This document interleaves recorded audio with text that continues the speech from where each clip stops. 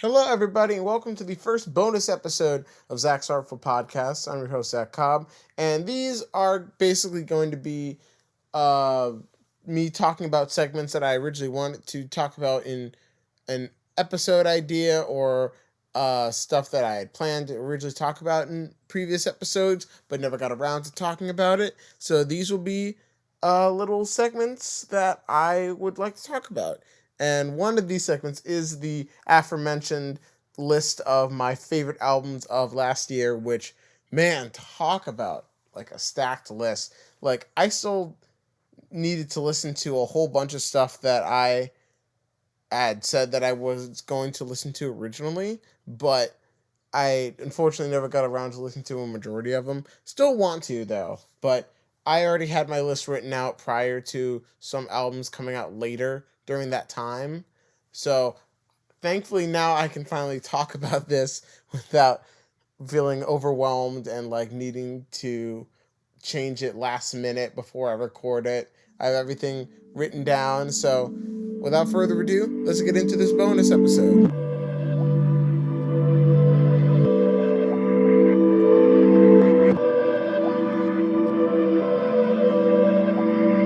So for this list, we're going to be working ourselves backwards. So we'll start at number 10 with GMX by Kendrick Lamar. Of course, Kendrick's big surprise album is going to be on this list. And no surprise, it's a banger. You know, Kendrick is still riding on that West Coast sound he's been doing since Not Like Us dropped, which is a whole episode within itself. But yeah, this was a great album. I really enjoyed it. I really like the surprise features from other West Coast artists. And of course, the back-to-back SZA features on this project was great. This is just an overall fun album. Just bob your head to and just jam out in the car too. Like, and I'm surprised it has a few bits of introspection about Kendrick's state after the events of the Drake beef and him going to PG Lang and stuff like Heart Part 6. Like, was really, really cool. And really cool that he got to shout out a lot of people that helped him along the way. So definitely give Kendrick's GMX a listen if you haven't heard it already. Favorite songs on that album include the aforementioned Heart Part 6, Squabble Up, and of course, the all-time GOAT, TV Off. And Luther, oh my gosh, Luther is, ooh, buttery smooth. Buttery smooth. Oh my goodness.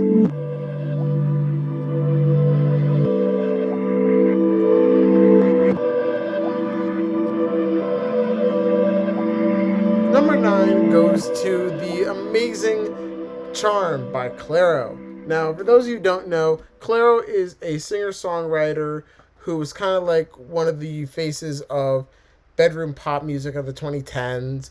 But this album kind of marks a sonic shift for her. She leans more towards a R&B funk 70s inspired sound, but still keeping that indie singer-songwriter roots. And it's so good. It's so good, y'all.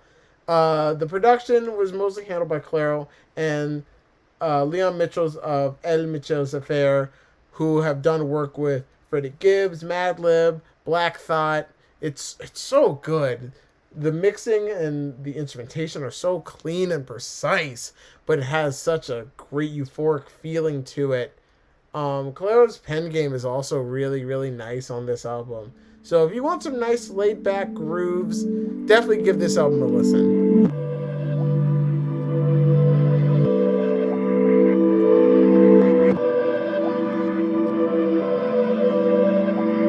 Number 8 goes to Wide Lawed by No Worries, aka Anderson .Paak and producer Knowledge. This is their follow-up album from their 2016 record Yes Lord, which I was also a huge fan of. It continues to showcase their amazing chemistry with each other, and now with the added bonus of features from Her and Thundercat and Earl Sweatshirt and many, many more.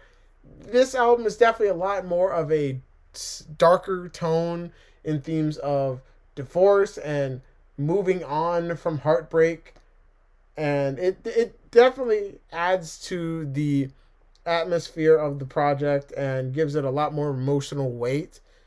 But it's still a really good time just to kick back and listen to some going through it music if you really, really need something to like cope with emotionally.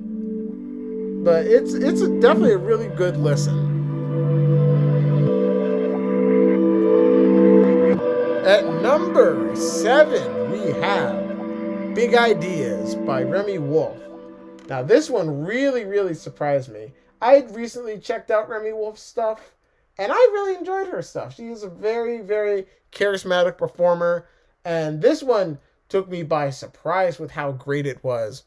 The amount of production, experimentation, and Remy's powerhouse vocals really, really took me back. Songs like Cinderella, Toro, just are sonically so good. It's so good. Like some good 80s throwback, some good funk music.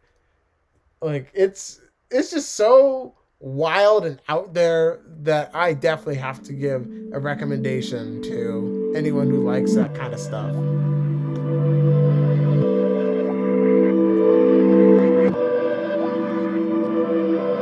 At number 6, we have Ultra 85 by Logic.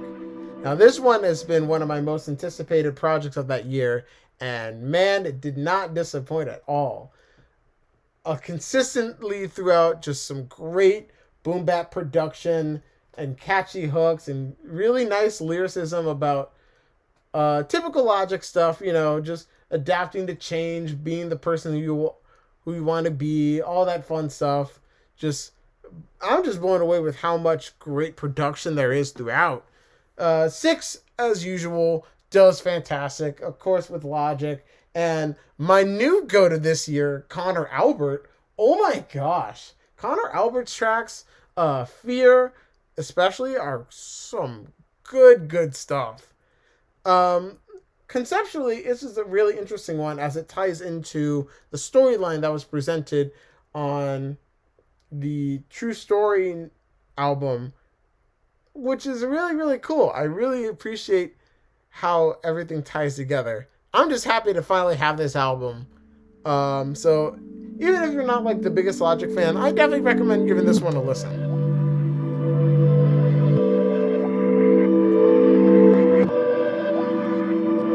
Alright, so before we get into our top 5 albums, I want to quickly go through some honorable mentions of albums I also really liked, but ultimately had to cut from the top 5.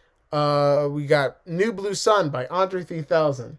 The return of Andre 3000 with the ambient jazz album. But it's really good stuff. I really liked it. We got Crossroads by Corday. Corday's third album, which is definitely a huge step up from Bird's Eye View. If you like some nice laid-back summer vibes, definitely give him a check out. The Genuine Articulate by The Alchemist. Alchemist is slowly becoming one of my all-time favorite producers, and this album was really, really dope. I really like his style of production of sample bass, but gives it a very creepy atmosphere, but it's also warm at the same time. I really, really appreciate his experimentation and style. So definitely give that one a listen. And of course, last but not least, Indirective by Viver. You like some cool garagey experimental rock stuff, give this guy a listen. That's the vibe. And now on to our top 5.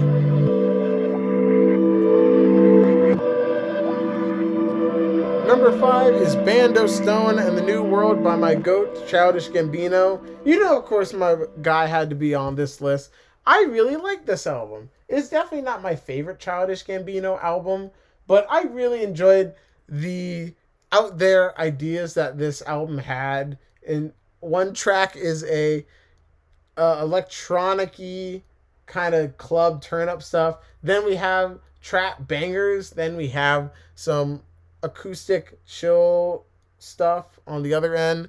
It's just a very much a soundtrack piece for the soon-to-be released movie, which I hope will come out someday.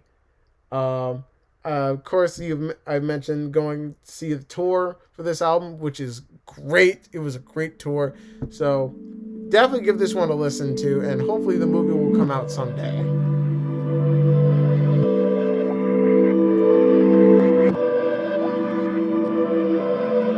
At number 4, we have Blue Lips by Schoolboy Q. If you want to hear my deeper thoughts about this album, definitely check out my episode where I reviewed this album, as well as my list of my favorite songs of 2024.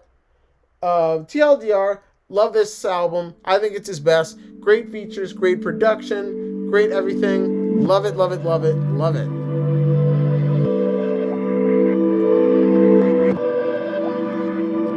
At number 3, we have Chromacopia by Tyler, the Creator. Now, if you want to hear my full in-depth thoughts about this album, give my episode a listen. I think it's still a great record, even though I don't think it's his best overall. But it's still great production, great features, great thematic elements to it. Just overall, it's really solid evolution of Tyler's sound and artistic abilities to just engage with his audience.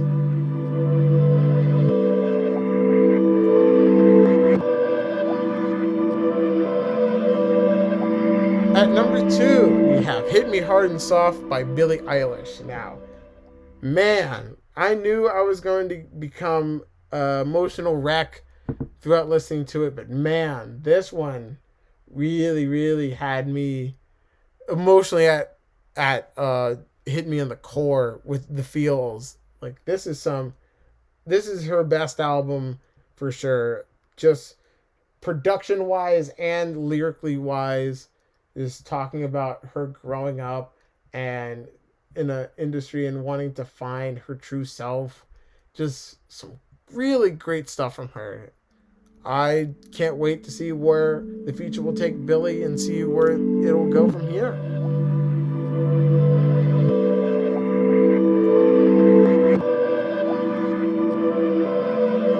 And now, my number 1 favorite album of 2024 is Empathogen by Willow Smith. Man, talk about a sonic shift. Now, Willow had been going through a bit of a rock kind of style, rock phase, which I also enjoyed. But man, I was not expecting Willow to full on jump into acid jazz, experimental music. And I just am all here for it. This is some of the, one of my favorite albums, not just for its presentation and production style, but the way it carries itself lyrically. Very poetically structured lyrics about expressing yourself and just human evolution and love and connection. Just some really, really solid stuff.